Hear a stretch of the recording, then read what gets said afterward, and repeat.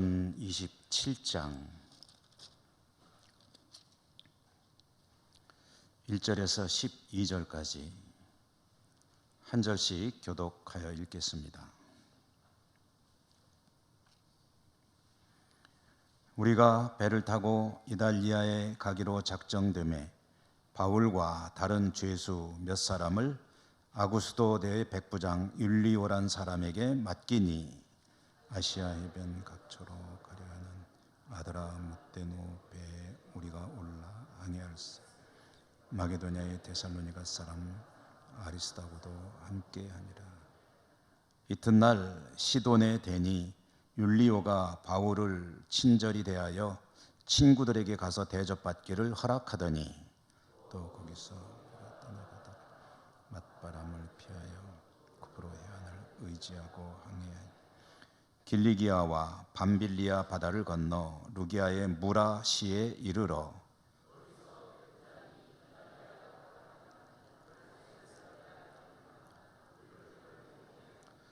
배가 더디가 여러 날 만에 간신히 니도 맞은편에 이르러 풍세가 더 허락하지 아니하므로 살몬의 앞을 지나 그레데 해안을 바람막이로 항해하여 간신히 그 이항이라는 곳에 이르니 라세아 시에서 가깝더라.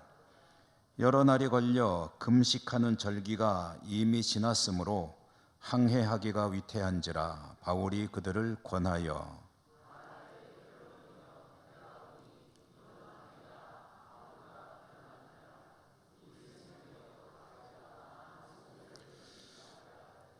백부장이 선장과 선주의 말을 바울의 말보다 더 믿더라. 그 항구가 겨울을 지내기에 불편하므로 거기서 떠나 아무쪼록 베닉스에 가서 겨울을 지내자 하는 자가 더 많으니 베닉스는 그레데 항구라. 한쪽은 서남을 한쪽은 서북을 향하였더라. 아멘. 주님 은혜가 함께 하시기를 기원합니다. 오늘 사도행전 읽기는 63번째, 신약성경 읽기 163번째로 27장의 말씀을 읽었습니다. 사도행전도 거의 다 읽어가므로 한 대여섯 번 정도 읽으면 다 읽게 되지 않을까 싶습니다.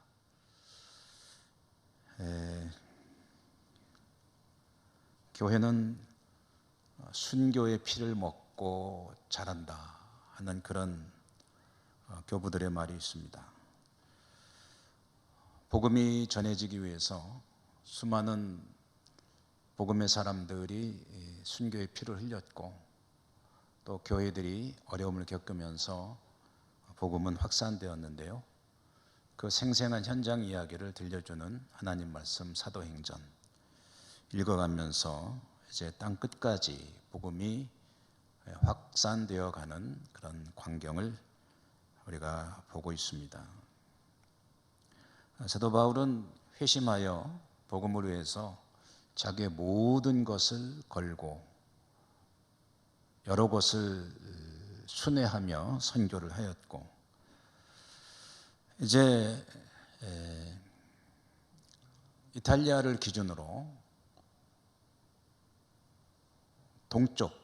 동쪽에서의 선교 활동은 상당히 이제 성과를 거두었다라고 생각을 하게 되고 로마와 또 그 서쪽 지역에 선교를 계획하게 되었습니다. 그 당시에 로마의 서쪽 끝은 오늘날의 대서양과 연해 있는 지역이죠. 포르투갈 그리고 스페인에 있는 그 지역은 당시의 땅끝으로 여겨지고 있었고요.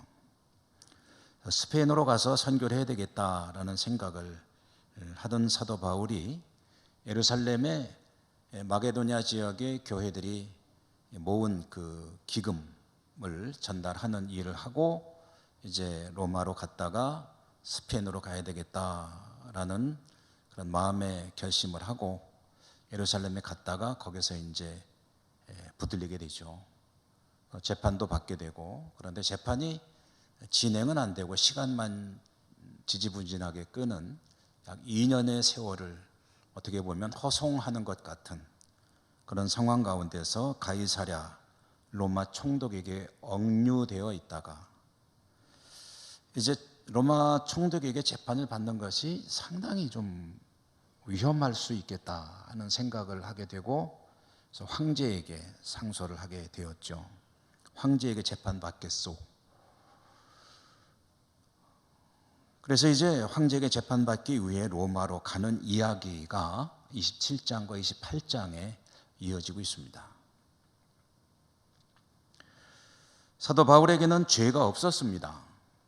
이것은 사도 바울을 계속해서 붙들고 있었던 벨릭스 총독이나 베스도 총독, 그리고 헤롯 아그리빠와 같은 사람들이 아무리 신문해도 거를 게 없는 거예요.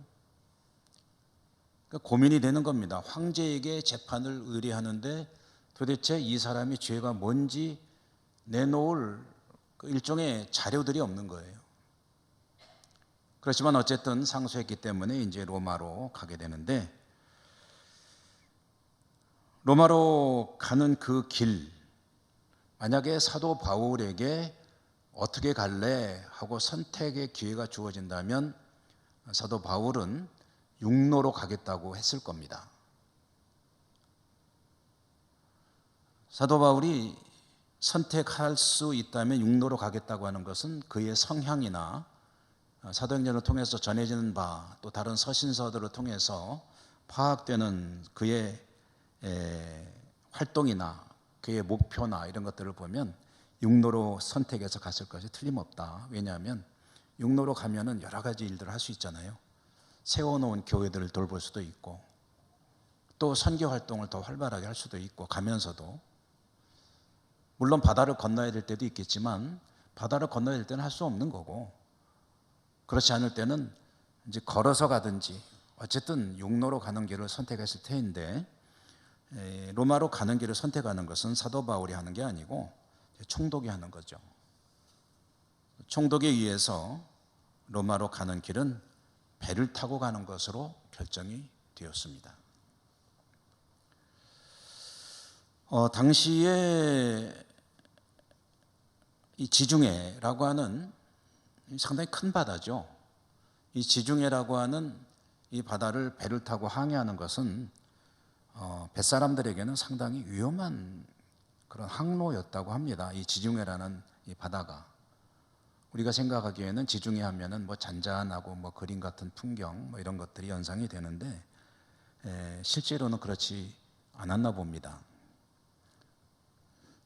자료들을 보니까 지중해를 항해하는 사람들에게, 일반인들에게 퍼져 있는 인식 중에는 이런 것이 있다고 합니다.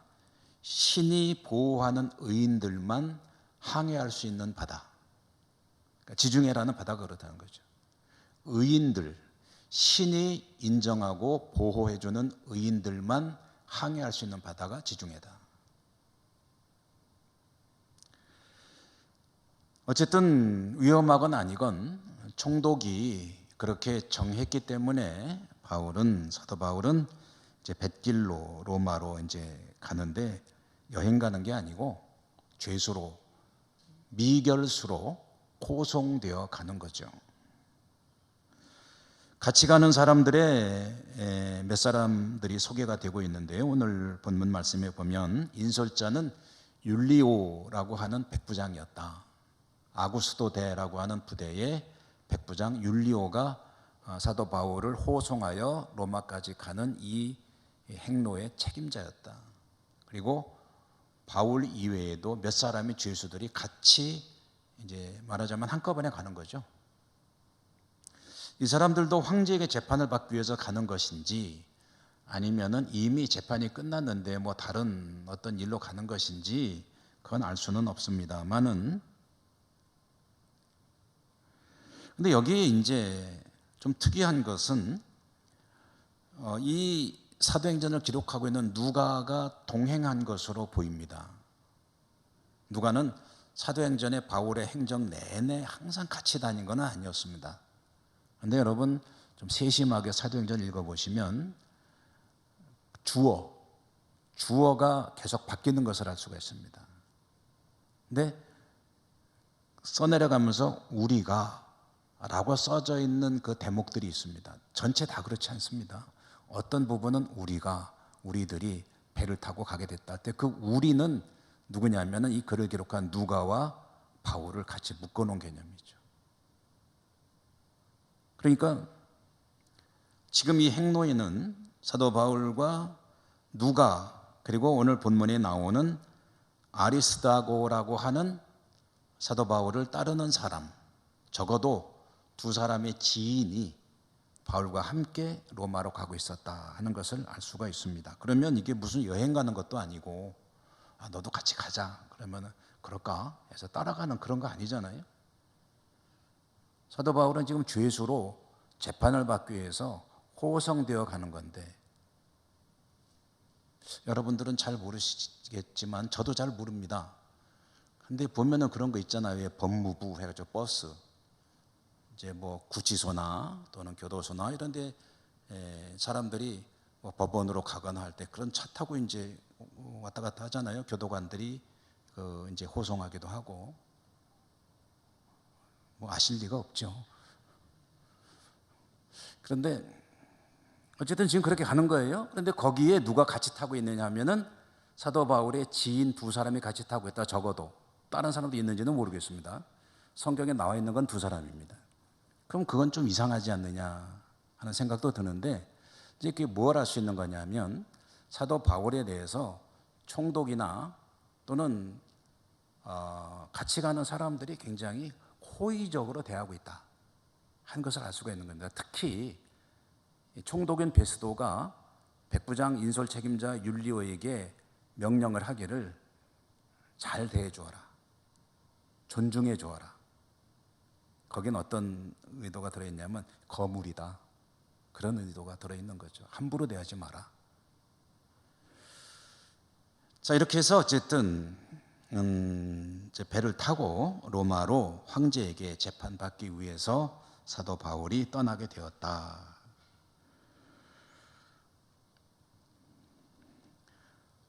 3절에 보면은요, 조금 제가 말씀드린 그 내용을 알 수 있는 대목이 있는데, 3절 한번 읽어보면, 이튿날 시돈의 대니 율리오가 바울을 친절히 대하여 친구들에게 가서 대접받기를 허락하였다라고 되어 있죠. 그러니까 이제 가이사랴에서 배가 출발해가지고 시돈까지 일단 갔는데, 가이사랴에서 시돈까지 가는 뱃길은 약 한 110km 정도 됩니다.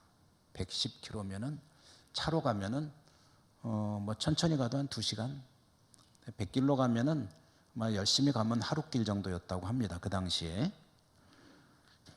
시돈이라고 하는 도시에 도착을 하게 되었는데, 시돈이라는 곳 여러분 많이 들어보셨죠? 시돈은 항상 같이 묶여져 나오는 또 하나의 도시가 있죠. 두로와 시돈. 이 두로와 시돈 할 때 이 시돈은 성경 속에서는 가장 좀 많이 등장하는 책이 열왕기죠. 열왕기에 아합이라고 하는 북이스라엘의 왕이 부인이, 와이프가 이제 시돈 출신의 공주 이세벨 아닙니까?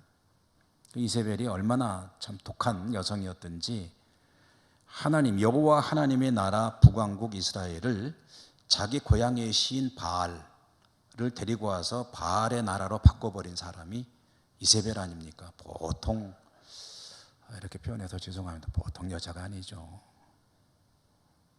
정치력이나 독한 마음이나 또 남편은 아합을 휘어잡고 그냥 주물르는 거나, 그래서 허수아비 비슷한 아합 왕은 엘리야라고 하는 그 위대한 선지자를 쥐락펴락 해가면서 한마디로 협박을 해서 그냥 빨리 도주하게 만들고, 그런 어마어마한 여성입니다, 이 이세벨이. 근데 이세벨이 어디냐면 시돈의 공주였거든요. 시돈의 공주였다가 아합 왕에게 이제 시집을 와가지고 완전히 나라를 뒤집어 버리고 그런 참 무서운 여성이었는데, 이 시돈이 그 나라입니다. 그 시돈. 요즘에는 이제 레바논이라고 하는 이스라엘 바로 북쪽에 있는 나라이고, 요즘 중동 전쟁이 한참이니까 여러분 많이 들어보셨죠? 헤즈볼라라고 하는 무장 단체가 근거지가 바로 이 레바논이죠. 이제 가이사랴에서 출발한 배가 가이사랴를 떠나서 이튿날 시돈에 당도했고, 근데 백부장 율리오는 시돈에 도착했을 때 바울에게 내려서 자유롭게 만나고 싶은 사람 있으면 만나고 오세요 라고 친절을 베풀었다 하는 그런 얘기입니다. 왜 그랬느냐? 베스도가 명령을 한 거죠. 잘 대해줘라, 존중해줘라, 함부로 대할 사람이 아니다.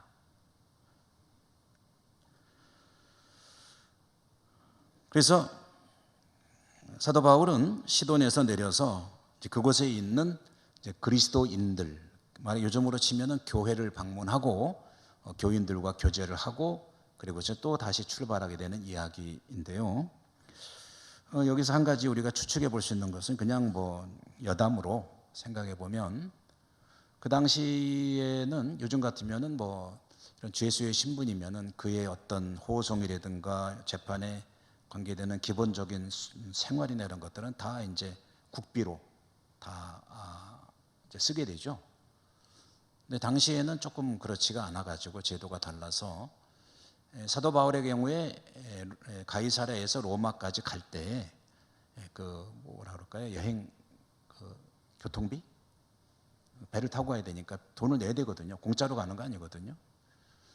배를 타고 갈 때 그 배삭하고, 그 다음에 잠자리 할 때 숙박비, 요거는 이제 국비로 해결을 하고, 가는 동안 먹는 거, 그 다음에 자기가 어떤 필요한 비용, 그다음에 옷 같은 거, 이런 거는 이제 본인 부담이었다고 합니다. 그러니까 율리오가 여기서 잠깐 내렸다 오시오라고 한 것은 사도 바울이 그런 준비가 혹시 안 됐을던지 그런 편의를 봐준 거죠. 이곳에 교회가 있는 걸로 알고 있는데 가서 만나서 당신 먼 길 가야 되는데 좀 이렇게 후원도 좀 받고 하고 오시지요라고 보내준 것으로 보입니다. 그래서 사도 바울은 로마까지 가는 일종의 비용 조달을 위해서 시돈에 있는 교회를 방문하게 되고, 그 교회가 사도 바울의 그 로마까지 가는 비용을 후원했을 것이다, 이렇게 추측을 해보곤 합니다. 자, 다시 시돈에서 출발해가지고 로마로 가게 되는데, 오늘 여러분 이 본문을 쭉 읽으셨는데 지명이 여러 곳이 나오죠. 배 타고 갔다가 어디까지 가고 또 들러서 어떻게 무슨 해안으로 가고 이런 얘기가 있는데, 그거 다 일일이 알아볼 필요는 우리는 없습니다. 그냥 배 타고 갔다 하는데, 여기서 한 가지는 기억해둬야 되는데, 뱃길이 굉장히 험악했다. 이때 배가 해안선을 따라서 항해를 했다는 얘기가 이렇게 나오는데요. 그거는 뭐냐면 이렇게 먼 바다, 깊은 바다로 가지 않고 해안선, 좀 얕은 곳으로 해안선을 따라서 갔다는 얘기죠. 이거는 시간은 오래 걸리죠. 해안선 따라서 구불구불 가야 되니까. 그렇지만 바다가 워낙에 험악하고 큰 바다, 깊은 쪽으로 나가면은 파도가 커서 그랬는지 이제 바닷가 쪽으로 쭉 따라서 항해를 하고 있었다. 여러분, 그럼 뭐가 문제가 됩니까? 시간이 많이 걸리게 되죠. 쭉 직선으로 가는 거하고 꾸불꾸불 이렇게 가는 거하고는 비교가 안 되겠지 않겠습니까? 어쨌든 이렇게 해가지고 무라라고 불리는 도시에 도착을 했다. 네, 무라라는 도시 이름은 제가 왜 말씀드리냐면, 여기에서 이제 배를 바꿔 타게 됩니다.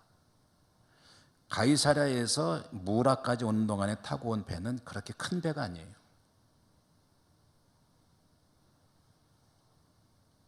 그러니까 아주 먼 거리 항해를 할 수 있는, 여러분 요즘에 우리가 배 많이 보죠. 호르무즈가 어떠니 해가지고 거기 유조선 보면은 배가 어마어마하지 않습니까? 그러니까 저런 큰 태평양이니 대서양이니 이런 바다를 항해하는 그런 배들은 참 큰 배들인데, 지금 사도 바울이 타고 일단 출발한 배는 그런 큰 배가 아니고 조그만 배다. 아주 작은 배는 아니겠지만, 그러니까 이제 로마까지 가려면은 이제 큰 배로 갈아타야 되는 겁니다. 그걸 이제 갈아탄 도시가 무라라고 하는 도시였다. 거기까지 갔다는 거죠. 그래서 거기서 갈아탄 배가 어떤 배냐 하면은요, 6절에 보니까 알렉산드리아 배를 만나서 우리를 오르게 했다. 이 알렉산드리아 배라는 거는 또 어떤 배냐면요, 여러분 우리가 성경을 좀 의미를 알면서 읽기를 바라기 때문에 이 내용도 좀 이해를 하시는 것이 좋겠습니다. 알렉산드리아 배라는 얘기는 뭐냐면 알렉산드리아 선적. 그러니까 사람은 다 주민등록지가 있잖아요. 배도 그 배에 그걸 뭐라 그러나요? 선적이라고 하면 맞는 것 같아요. 배에 주민등록지. 근데 이제 알렉산드리아에 있는 배라는 거죠. 알렉산드리아 배가 지금 알렉산드리아에서 출항을 해가지고 어디로 가냐면 이 모라라는 곳에 들렸고 이게 이제 로마로 가는 겁니다. 근데 이게 큰 배예요. 왜 큰 배냐면 이 배가 곡물 운반선이거든요. 곡물 운반선. 여행 크루즈 이런 게 아닙니다. 여행 여객선이 아니고 그때는 여객선도 없고 죄수를 호송하려고 해도 정부 배도 없습니다. 그러니까 일반 상선들이나 이런 큰 배가 있으면 거기에 이제 운임을 내고 같이 타고 이제 가게 되는데 알렉산드리아에서 출발해서 로마로 가는 이 곡물 운반선 큰 배, 이 큰 배를 탔다는 얘기입니다. 이 배는 어떤 배냐면 여러분 로마에는 인구가 많거든요. 100만 명, 전성기에는 100만 명 정도가 오늘날로 치면은 수천만 명이 사는 도시였다는 뜻이거든요. 그 당시 인구가 얼마 안 됐으니까.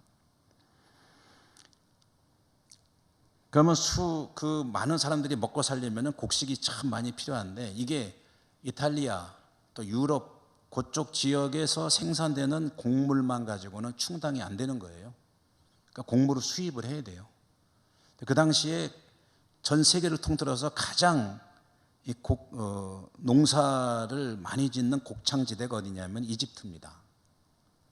이집트의 나일강 하류에 삼각주가 발달이 되어 있고 매년 나일강이 범람해서 곡식 재배라는데 어마어마한 농사가 지어지게 되고 로마가 이제 이 이집트에서 곡물을 수입하는데 이집트에서 들여오는 곡물이 로마 시민 전체의 3분의 1을 먹여 살렸다고 하니까요. 그러니까 로마의 어떤 명주로 지고 있는 셈이죠. 또 예를 들자면 우리나라에서 중동산 원유를 70%로 수입한다는데 거기 이제 통과 못하면 큰일이지 않습니까? 일본은 85%인가 90%라든가 그렇다고 하니까 거기 못 지나오면 이제 난리가 나는 거죠. 우리나라만 난리 나는 것도 아니고 우리나라에서 또 그걸 만들어서 또 세계로 수출하는 제품들이 원유를 통해서 많은 원부자재가 만들어져야 되는데 그게 안 되면 우리나라만 힘든 게 아니라 전 세계가 다 힘들어지는 거죠. 어쨌든 당시에 로마는 필요한 양곡의 3분의 1을 이집트에서 수입을 하는데 그 이집트에서 로마로 수출하는 곡식들이 출발하는 항구가 어디냐면 알렉산드리아입니다. 알렉산드리아가 그 당시 가장 큰 도시 중에 하나였고요. 그 알렉산드리아 배를 이제 말하자면은 사도 바울 일행이 타게 되었다. 이 배를 큰 배를 타고 이제 로마로 가는 거다. 근데 이제 문제가 있습니다. 이렇게 꼬불꼬불 오는 것도 그렇고 날씨가 그 당시에 너무 안 좋아가지고 그래가지고 예정대로 항해를 못한 거예요.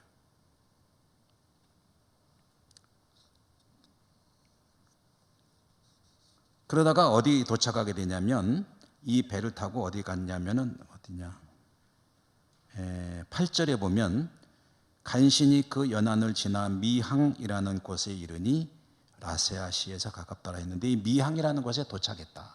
미항 하면은 한자죠. 한자 미 아름다울 미자에다가 항구할 때 항자. 그러니까 아름다운 항구. 근데 이름은 아름다운 항구인데 썩 좋은 항구는 아니었나 봅니다. 어쨌든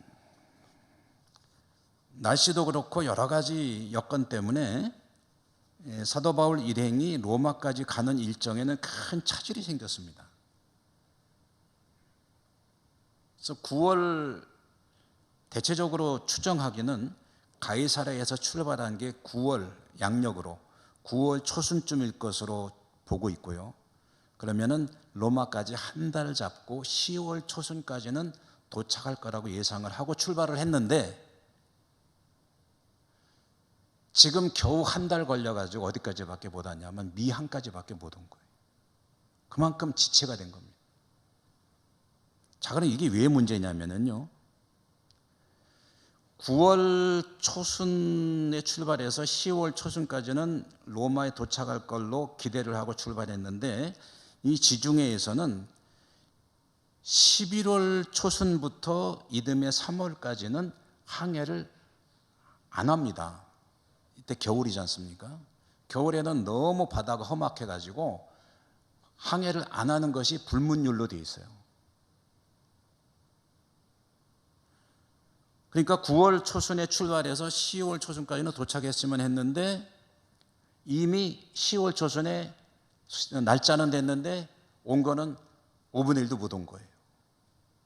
그리고 바닷가에서 그냥 가는 둥 마는 둥 하면서 시간만 지체하고 있다가 겨우 미항이라는 곳까지 와가지고 여기에 이제 도착을 했는데, 여기서 더 항해를 하는 것은 무리다라는, 날짜적으로 안 된다, 지금 출발하면 가다가 이 배는 100% 깨진다, 그러니 여기서 겨울을 나고 갑시다 라는 그런 이제 이야기를 하게 된 겁니다.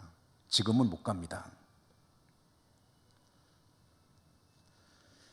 10월 초순이 지나고 있기 때문에 깊은 바다로 못 나가고 겨울은 지나고 가야 되겠는데, 자, 여러분, 이제 여기서 의견이 두 가지가 나오는 거예요. 사도 바울은 뭐라 그랬냐면, 오늘 말씀 9절에 보면, 9절 한번 보시겠습니까?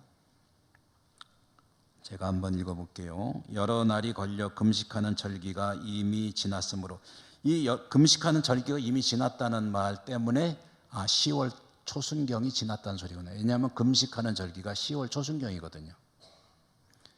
그러니까 10월 중순으로 접어들고 있는 겁니다. 지났으므로 항해하기가 위태한지라 바울이 그들을 권하여, 바울이 한 의견을 하나 낸 거예요. 죄수 따위가 무슨 의견을 내느냐 하는 생각이 들 수 있겠지만, 좀 전에 말씀드렸죠. 뭐라고 그랬다고요? 베스도가, 총독이, 함부로 대하지 마라. 대단한 사람이다. 그러니 바울도 알잖아요. 내가 저 한마디 하겠소 하고서 얘기를 꺼냈는데, 뭐라 그랬냐면 10절에 보니까, 여러분이여 내가 보니 이번 항해가 하물과 배만 아니라 우리 생명에도 타격과 많은 손해를 끼치리라 하되, 무슨 얘기냐면 지금 항해를 계속하면 큰일 납니다. 이 곡식도 다 바다에 빠지게 되고 배도 깨지게 되고 우리도 다 죽을 겁니다. 그러니 여기서 머물러야 합니다 라는 말을 점잖게 한 게 아니고, 오늘 그 9절 뒷부분 보면 그들을 권하여 했는데, 권하여란 말은 강권하여라는 뜻이거든요. 강력하게 말했다는 거죠. 가면 안 됩니다. 물론 이렇게 목에 힘주고 말했는지는 잘 모르겠어요. 근데 어쨌든 강력하게 의견을 이제 피력한 겁니다. 가면 큰일 납니다. 그런데 결정은 누가 하냐면 여전히 백부장이 하는 거거든요. 바울 일행이 가느냐 마느냐는 건 백부장이 결정하는 겁니다. 자, 백부장은 또 선장하고 선조하고도 좀 협의를 한 모양이에요. 그러니까 11절에 보니까 백부장이 선장과 선주의 말을 바울의 말보다 더 믿더라. 그러니까 여기 이제 상황이 이렇게 된 겁니다. 바울은 이 미항에 도착했는데 여기에서 겨울을 지내고 갑시다 라고 얘기를 했는데, 선장과 선조는 뭐라 그랬냐면은, 이 미항이라는 데는 좀 전에 말씀드렸죠. 아름다울 미자지만 항구는 아름답지가 않았다고요. 별로 안 좋은 항구였답니다. 자료를 찾아보니까 뭐가 안 좋았냐면은 겨울을 나기에 적합하지 못한 곳이다. 항만 시설이 잘 돼 있고 부두가 있고 방파제가 있고 해가지고 배가 겨울에 그 바람 같은 걸 피하려면 안으로 쑥 들어가지고 이 안쪽으로 들어오면 잔잔한 곳이 있어야 되거든요. 근데 이제 미항은 그런 게 없는 거예요. 그러니까 외부에 노출이 되어 있는 거죠. 그러니까 이제 선장이나 선조는 배를 아끼는 사람들이고 하물에 문제가 있으면 안 되기 때문에 겨울을 난다는 것은 좋소이다. 그런데 이 미항은 그렇게 하기에는 너무 열악한 곳이니까 조금만 더 갑시다. 조금만 더 가서 어디로? 저쪽에 가면 그레데라고 하는 섬이 있거든요. 그 섬에 가면 베닉스라고 하는 항구가 있는데, 그 베닉스에 가서 겨울을 지냅시다. 마침 날씨도 괜찮으니까 얼른 가면 될 거요. 라고 이제 백부장에게 얘기를 한 겁니다. 근데 그 말을 들은 백부장이 써봐라. 결정을 해야 되는데 바울의 말을 무시할 수는 없지만 그러나 지금은 누구의 말을 들어야 될 것 같습니까? 여러분이 백부장이라면 누구 말 들으랍니까? 바울의 말을 들으랍니까? 아니면 선장과 선조와 선원들이 다 그러거든. 여기는 안 됩니다. 베닉스로 갑시다. 그럼 누구 말을 들어야 되죠? 너무 어려운 질문이어서 죄송합니다. 근데 누구 말 들으실랍니까?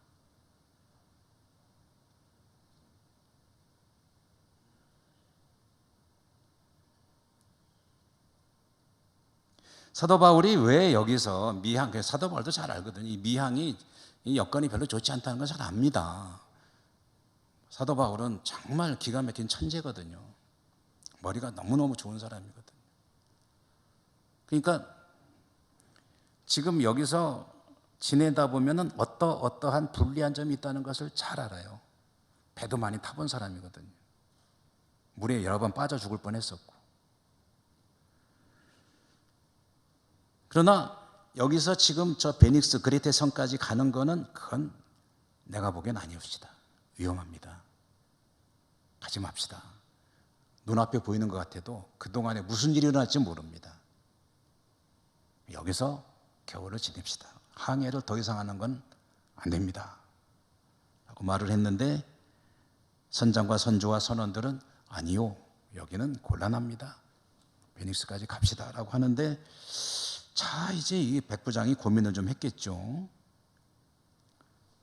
그리고 내린 결론이 뭐냐면 오늘 좀 전에 읽었죠.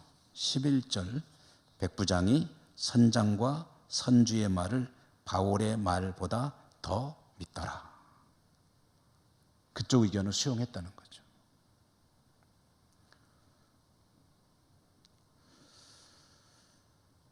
백부장이 사도 바울의 말을 무시하거나 가벼이 여겨서 이런 결정을 한 건 아닙니다. 이미 존중하고 있습니다. 그러나 사도 바울이 바다 전문가는 아니잖아요. 오히려 선장과 선주와 선원들은 너무 잘 아는 이 길을 얼마나 많이 왔다 갔다 했겠습니까? 공물운반선이니까. 신뢰가 가죠. 다만 사도 바울을 무시하지 못하는 것은 그가 위대한 종교 지도자라는 것은 알고 있습니다. 그러니까 그거를 무시 못하는 거예요. 뱃사람들은요 굉장히 미신적입니다. 여러분 복음을 전하는 선교사들이나 우리 한국교회 초기에도 여러분 제주도에 가서 선교하셨던 분 제주도 가보시면 거기 무슨 기념관이 있는지 혹시 아시나요? 이기풍 기념관이라고 있거든요. 지금도 이름이 바뀌었던가?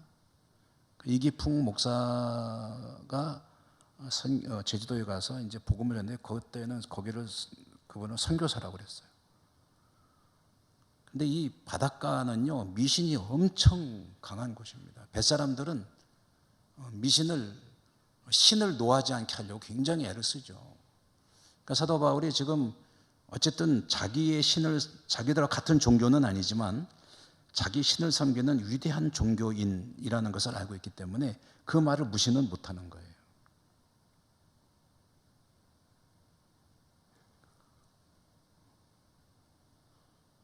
심청전 아시죠? 심청전에 보면은 심청이라고 하는 효녀가 공양미 몇 석이더라? 200석이요? 졸지 마시라고 제가 좀 여쭤봤습니다.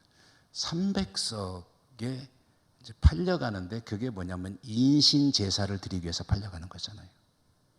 인당수라고 하는 곳에 가면은 거기는 너무 험악한 데라서 뱃사람들이 누구를 달래기 위해서? 용왕을 달래기 위해서. 그래서 이 300석이라는 어마어마한 비용을 지출하고 처녀를 사가지고 가서 거기서 이제 제물로 이제 용왕한테 보내는 거예요. 그러면 용왕이 무사히 지나가게 준다. 이게 미신 아닙니까? 그러니까 이 배를 타는 사람들은 그런 신앙을 가지고 있는 거죠. 그렇지만 사도 바울의 말을 무시할 수는 없지만 그럼에도 불구하고 이것은 너무 뻔한 일이다. 여기는 안 되고 베닉스로 가야 한다. 뱃사람으로 살아오면서 가지고 있던 경험, 경륜, 그리고 지식, 실력 이런 것들에 의지해서 그 미신조차도 아무리 그래도 그건 아니오시다 라고 말을 하는데 백부장이 보기에도 그게 맞는 거예요.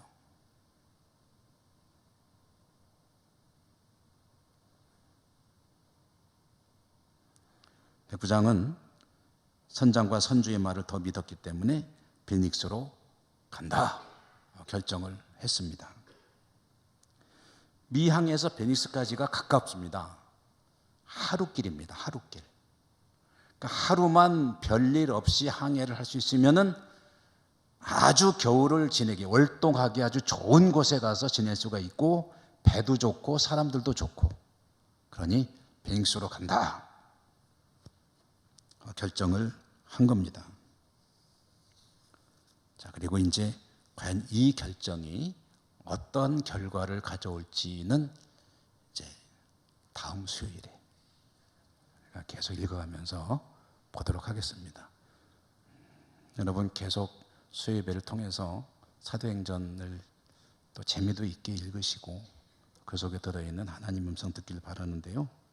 자, 여러분 여기서 이제 저는 그 얘기 한마디는 좀 드리고 마치도록 하겠습니다. 틀림없이 사람들의 경험과 경륜과 판단력, 그 분야의 전문가 이런 분들의 의견은 소중하죠. 무시하면 안 됩니다. 그렇지만 때로는 영적인 분별력을 가지고 접근해야 할 때도 있습니다. 사람의 판단과 실력과 경험을 뛰어넘는 하나님의 어떤 계시가 있을 수도 있고 그런 것들을 존중해야 할 때는 때로는 경험과 경륜이 강하게 도전해 오더라도 그래도 영감을 따라야 할 때가 있다. 믿음으로 사는 사람들에게는 그럴 때가 있는 겁니다. 물론 분별하기가 쉽진 않죠. 쉽진 않지만 그러나 그럴 때가 있다는 인식을 가지고 정말 이건 이렇게 하는 게 뻔한 것 같더라도 그래도 하나님께 기도하고 성경에서 말씀을 통해서 하나님의 뜻을 분별하고 기도하고 영적인 어떤 법칙을 따라가야 하는 것이 더 요구될 때도 있으니 그 사이에서 물론 분별의 은사가 필요하면 하나님께 은사를 구해야 되겠죠. 그러나 그 사실을 결코 도외시하거나 무시하고 살면 곤란하다. 내 경험과 실력만이 다가 아니다. 내가 아무리 전문가를 할지라도 하나님은 나보다 더 전문가시다. 나는 내가 아는 것만 알지만 하나님은 모든 것을 알고 계신다. 그러니 하나님의 뜻을 따르는 것이 더 중요하다. 이 마음을 항상 가지고 살아야 됩니다. 여러분에게 그 은혜가 있으시기를 주님 이름으로 축복합니다. 은혜로우신 하나님 감사합니다. 오늘도 저희들이 사도행전을 읽게 하시고 말씀을 통해서 또 하나님께서 들려주고 싶어 하시는 음성 듣게 하시니 감사합니다.